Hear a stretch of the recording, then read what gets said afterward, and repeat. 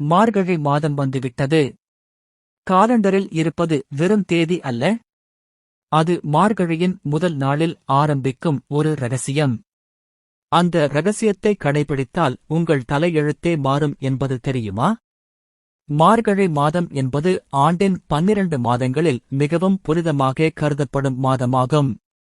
இது தனுர் மாதம் என்றும் அழைக்கப்படுகிறது. மனிதர்களுக்கு ஒரு வருடம் என்பது தேவர்களுக்கு ஒரு நாள் கணக்கு. இதில் தை முதல் ஆனி வரை பகல் பொழுது உத்தராயணம், ஆடி முதல் மார்கழி வரை இரவு பொழுது தட்சிணாயணம். மார்கழி மாதம் என்பது தேவர்களின் இரவு முடிந்து விடியும் அதிகாலை பொழுதாகும்.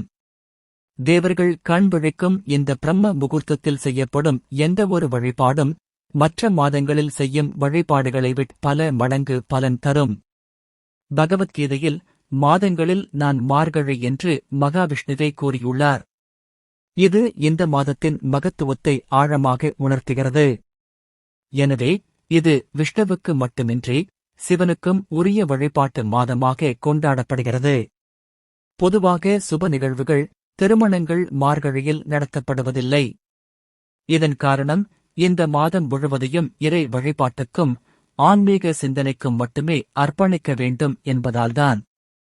அதிகாலையில் எழுந்து பஜனை பாடுவது, வீதிகளில் கோலமிடுவது, கோவில்களில் திருப்பாவை, திருவெம்பாவை ஓதுவது மார்கழியின் முக்கிய அம்சங்கள்.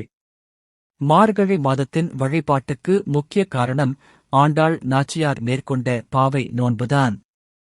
விஷ்ணுவின் மீது தீராத அன்பு கொண்ட ஆண்டாள் கண்ணனையே கணவனாக அடைய வேண்டி மார்கழி மாத முதல் நாளில் நோன்பைத் தொடங்கினாள். இந்த நோன்பின் போது அவள் பாடிய 30 பாசுரங்களே திருப்பாவை ஆகும். ஆண்டாளைப் போலவே திருமண வயதுடைய கன்னிப் பெண்கள் இந்த மாதத்தில் விரதமிருந்து திருப்பாவையை பாராயணம் செய்தால் அவர்கள் விரும்பிய நல்ல கணவன் கிடைப்பார்கள் என்பது ஐதீகம்.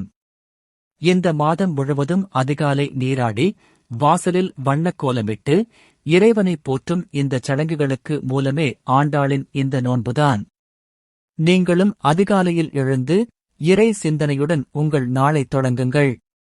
இந்த ஒரு மாத விரதம் ஆண்டாள் போல உங்கள் வாழ்விலும் மிகப்பெரிய மாற்றத்தை கொண்டு வரலாம்.